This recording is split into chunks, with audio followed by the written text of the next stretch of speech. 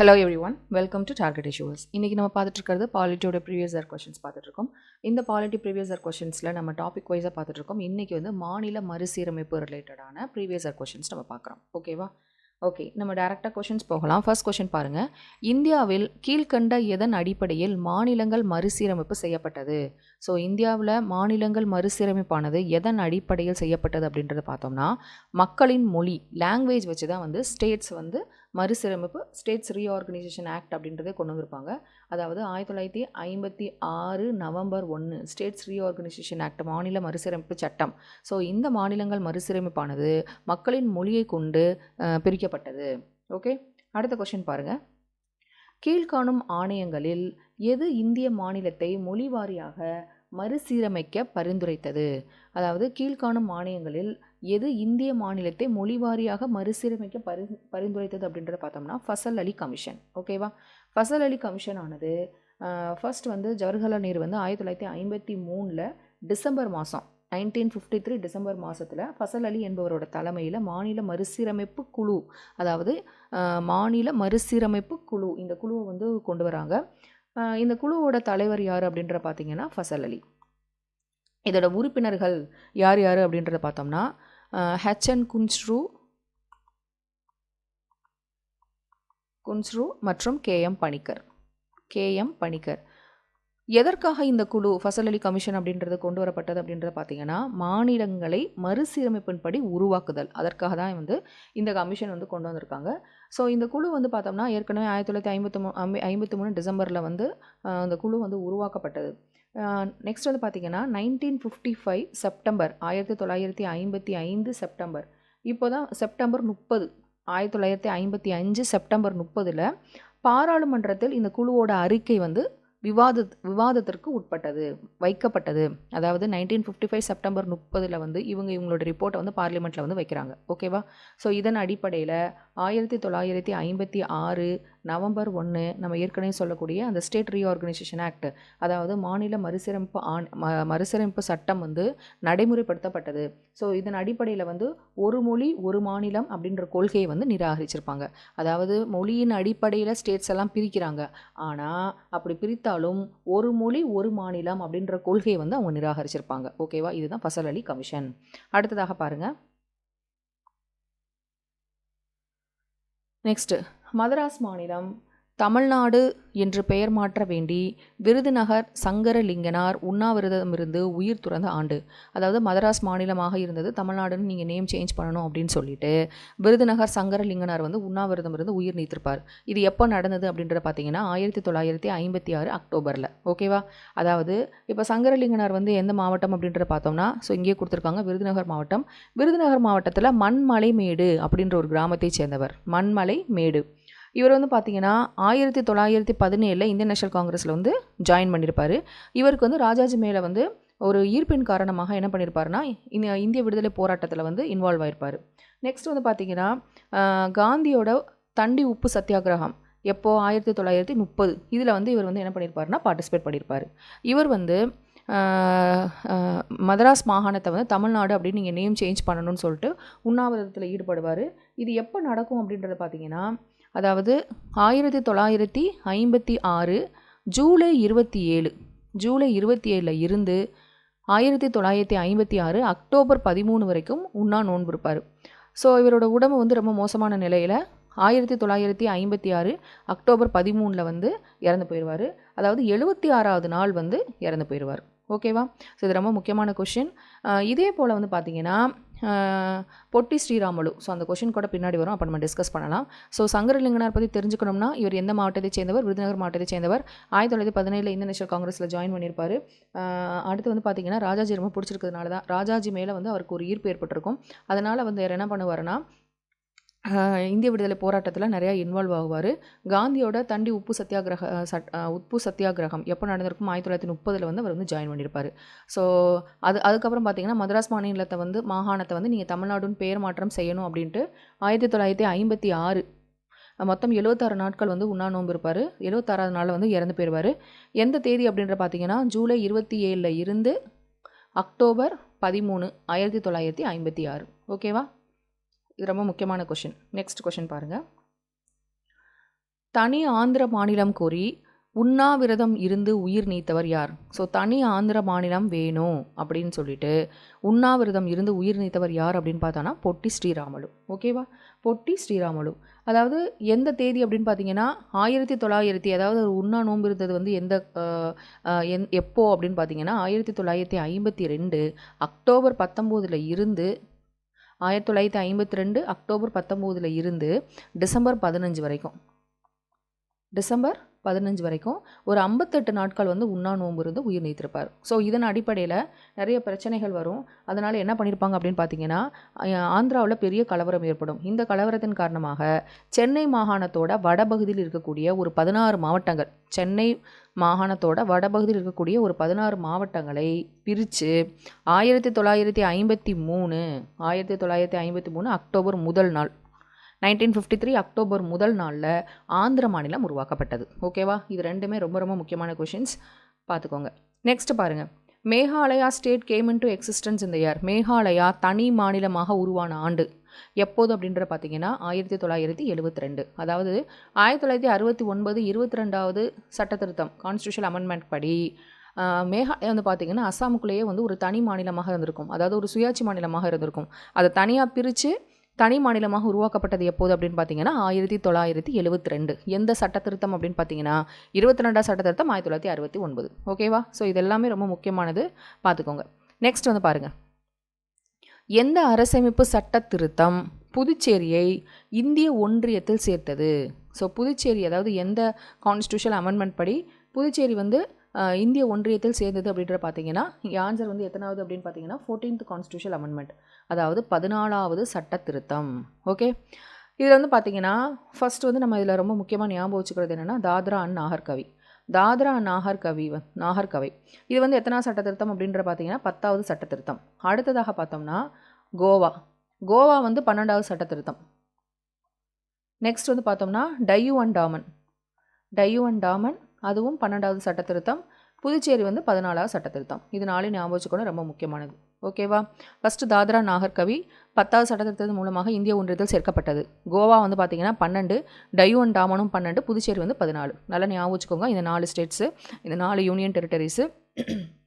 First ஒன்று தாத்ரா நாகர்கவி, அடுத்து கோவா, அடுத்து வந்து Diu and Daman, and 4th ஒன்று வந்து புதுச்சேரி.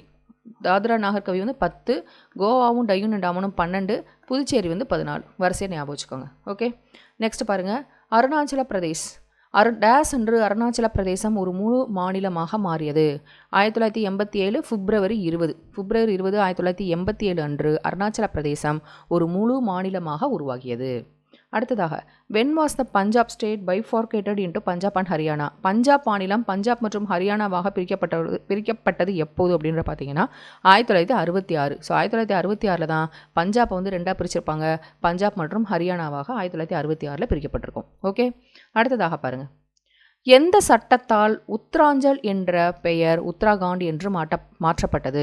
ஸோ 2006 வரைக்கும் உத்தராஞ்சல் அப்படின்னு தான் பெயர் இருக்கும்.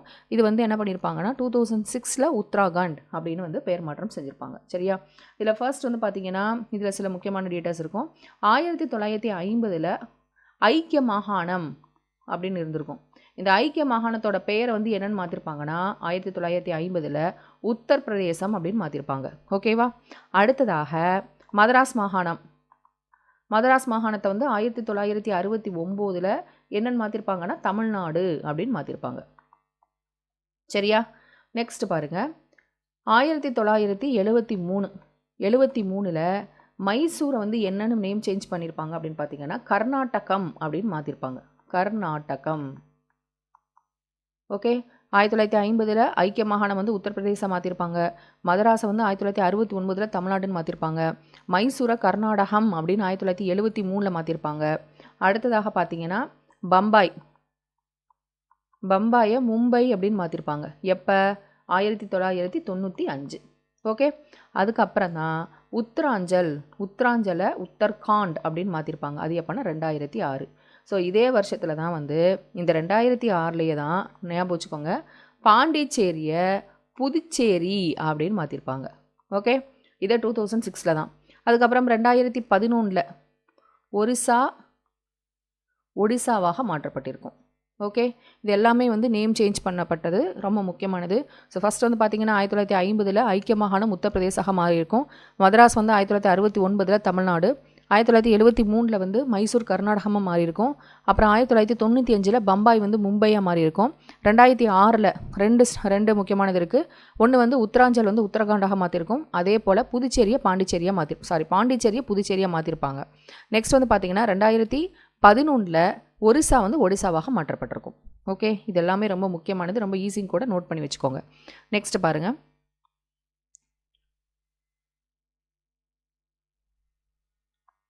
மேட்ச் த ஃபாலோயிங் கொடுத்துருக்காங்க. கீழே காணப்படும் பட்டியல்களை பொறுத்து பிறகு சரியான விடையை தேர்ந்தெடுக்கவும். இது எல்லாமே வந்து எந்தெந்த வருடங்களில் தனி மாநிலமாக தோற்றுவிக்கப்பட்டது அப்படின்றத கேட்குறாங்க. ஸோ ஃபஸ்ட்டு கேரளா வந்து பாருங்கள் 1956. அதாவது ஃபஸ்ட்டு என்ன பண்ணுவாங்கன்னா, அந்த மாநில மறுசீரமைப்பு சட்டம் நம்ம பார்த்தோமா 1956 நவம்பர் 1 ஸ்டேட் ரீஆர்கனைசேஷன் ஆக்ட். இதன்படி ஒரு 20, அதாவது மொத்தம் ஒரு 14 ஸ்டேட்ஸும் ஒரு 6 யூனியன் டெரிட்டரிஸும் ஒன்றிய பிரதேசங்கள் இது எல்லாமே வந்து தனியாக வந்து கொண்டு வந்திருப்பாங்க. அதுக்கப்புறம் வந்து மற்ற ஸ்டேட்ஸ் எல்லாத்தையுமே கொண்டு வந்திருப்பாங்க. சரியா, ஃபஸ்ட்டு அதுதான் பார்த்தோம்னா, இப்போ கேரளா அப்படின்றது 1956. ஸோ 1956 கேரளாவையும் ஒரு தனி ஸ்டேட்டாக கொண்டு வந்திருப்பாங்க. ஸோ கேரளா வந்து 1956. அதுக்கப்புறம் நாகாலாந்து அப்படின்னு பார்த்தீங்கன்னா 1963 தனி மாநிலமாக மாறியிருக்கும். மகாராஷ்டிரம் வந்து இங்கே ஆன்சர் வந்து ஆப்ஷன் பி. மகாராஷ்டிரம் வந்து 1960. ஸோ 1960 தான் வந்து குஜராத்து மகாராஷ்டிரம் ரெண்டும் தனியாக வந்து பிரிக்கப்பட்டு தனித்தனியாக வந்து மாறும். ஓகேவா, அடுத்ததாக ஹரியானா. இப்போ தான் நம்ம பார்த்தோம். ஹரியானா வந்து 1966. ஸோ இங்கே ஆன்சர் பி. ஸோ கேரளா வந்து 1956, நாகாலாந்து வந்து 1963, மகாராஷ்டிரம் வந்து 1960. மகாராஷ்டிரமும் குஜராத்தும் தனியாக பிரியும். ஹரியானா வந்து 1966. ஓகே, நெக்ஸ்ட் கொஸ்டின் பாருங்கள். இந்தியாவில் யூனியன் பிரதேசங்களை பற்றிய பின்வரும் கூற்றுகளில் எது உண்மை? ஸோ ஃபஸ்ட் இதில் ஆன்சர் நம்ம நோட் பண்ணிக்கிறோம். ஆப்ஷன் பி தான் கரெக்டு. ஸோ 1 மற்றும் 3 சரி. ஸோ ஃபஸ்ட் ஒன் பாருங்கள் என்ன கொடுத்துருக்காங்க. 26 ஜனவரி 2020 அன்று 20 முதல் தாத்ரா மற்றும் நாகர்கவி மற்றும் டாமன் அண்ட் டையூ ஆகியவை ஒரே பிரதேசமாக இணைக்கப்பட்டன. இது correct. So 2020 January 26 Dadra Nagar Haveli Daman and Diu தனித்தனியாக இருக்கும். இது ரெண்டையும் ஒரே யூனியன் டெரிட்டரியை மாற்றிருக்காங்க. ஓகே, இந்த வருஷம் ஞாபகம் வச்சுக்கோங்க. 2022 ஜான்வரி 26. இது கரெக்டு. செகண்ட் ஒன் பாருங்கள். செகண்ட் ஒன் வந்து ராங். அரசியலமைப்பின் 7வது பகுதியில் உள்ள 239 முதல் 241 வரையிலான பிரிவுகள் யூனியன் பிரதேசங்கள் தொடர்பானவை. ஸோ இந்த கொஷின்ஸில் எல்லாமே யூனியன் டெரிட்டரிஸ் ரிலேட்டடாக தான் கொடுத்துருக்காங்க. ஸோ அதாவது 239 241 வரைக்கும் யூனியன் டெரிட்டரிஸ்ன்றது கரெக்டு. ஆனால் அட்டவணைன்றது 7 கிடையாது, அதாவது பகுதின்றது 7 கிடையாது, 8வது பகுதி. ஓகேவா, ஸோ பார்ட் 8ல் 239 இருந்து 241 வரைக்கும் யூனியன் டெரிட்டரிஸ் பற்றி சொல்லப்பட்டிருக்கும். ஓகே, ஸோ இங்கே 7 கொடுத்ததுனால வந்து தப்பு. ஓகே, நெக்ஸ்ட்டு தேர்ட் ஒன் பாருங்கள். முந்தைய மாநிலமான ஜம்மு அண்ட் காஷ்மீர் 2 யூனியன் பிரதேசங்கள் லடாக் மற்றும் ஜம்மு மற்றும் காஷ்மீர் ஆகும். ஸோ ஏற்கனவே ஜம்மு அண்ட் காஷ்மீர்ன்ற ஸ்டேட் வந்து இருந்துச்சு. ஜம்மு அண்ட் காஷ்மீருக்கு ஸ்பெஷல் ஸ்டேட்டஸ் 370 படி வந்து ஜம்மு அண்ட் காஷ்மீருக்கு வந்து தனி ஸ்டேட்டாக இருந்துச்சு. ஆனால் 2019 வந்து பார்த்தீங்கன்னா 2019 அக்டோபர் 31. ஸோ இப்போ வந்து ஜம்மு அண்ட் காஷ்மீரை வந்து ரெண்டாக பிரிச்சிருப்பாங்க. ஒன்று வந்து ஜம்மு அண்ட் காஷ்மீர், இன்னொன்று வந்து லடாக். இது ரெண்டுமே யூனியன் டெரிட்டரிஸ் ஒன்றிய பிரதேசங்கமாக பிரிக்கப்பட்டிருக்கு. Okay, so third statement correct. Fourth one பாருங்கள். இந்தியாவின் மிகப்பெரிய யூனியன் பிரதேசம் அந்தமான் நிக்கோபார் தீவுகள் கிடையாது. அதாவது ஜம்மு அண்ட் காஷ்மீர் வந்து ஸ்டேட்டாக இருக்கும் போது அந்தமான் நிக்கோபார் தீவுகள் தான் யூனியன் டெரிட்டரிஸில் பெருசாக இருந்துச்சு. ஆனால் எப்போ வந்து ஜம்மு அண்ட் காஷ்மீரை வந்து யூனியன் டெரிட்டரிஸில் கொண்டு வந்தாங்களோ அப்போ வந்து ஃபஸ்ட்டு இந்தியாவில் மிகப்பெரிய யூனியன் பிரதேசம் எது அப்படின்ற பார்த்தீங்கன்னா நம்பர் 1 வந்து எது அப்படின்னு பார்த்தீங்கன்னா ஜம்மு அண்ட் காஷ்மீர் தான். ஓகேயா, மொத்தம் 8 யூனியன் டெரிட்டரிஸ் இருக்குது, யூனியன் பிரதேசங்கள் இருக்குது. அப்போ அதோட ஏரியா அடிப்படையில் ரொம்ப பெருசு வந்து பெரிய யூனியன் டெரிட்டரி எது அப்படின்னு பார்த்தீங்கன்னா first Jammu and Kashmir, second one எது அப்படின்னு பார்த்தீங்கன்னா லடாக், தேர்டு தான் Andaman Nicobar. Okay, first Jammu and Kashmir, அடுத்து லடாக், அடுத்து அந்தமான் நிக்கோபார் ஐலாண்ட், 4வது வந்து டெல்லி, 5வது வந்து பார்த்தீங்கன்னா Dadra and Nagar Haveli and Daman and Diu, and 6வது வந்து பார்த்தீங்கன்னா 6வது வந்து புதுச்சேரி, 7வது வந்து சண்டிகர், 8வது வந்து லக்ஷதீப். ஓகே, ஸோ இதெல்லாம் ஞாபகம் வச்சுக்கணும். நமக்கு யூனியன் டெரிட்டரி நம்ம படிக்கும்போது இதெல்லாம் நம்ம தெரிஞ்சுக்கணும். நெக்ஸ்ட் பாருங்கள். ஸோ இங்கே எல்லாமே பார்த்தாச்சு. ஸோ ஆப்ஷன் பி தான் கரெக்டு. நெக்ஸ்ட் பாருங்கள். நிர்வாக செயல்பாடுகளின் வசதிக்காக இந்த கொஷின் நம்ம ஏற்கனவே நம்ம லாஸ்ட் வீடியோலேயே நம்ம பார்த்தோம்.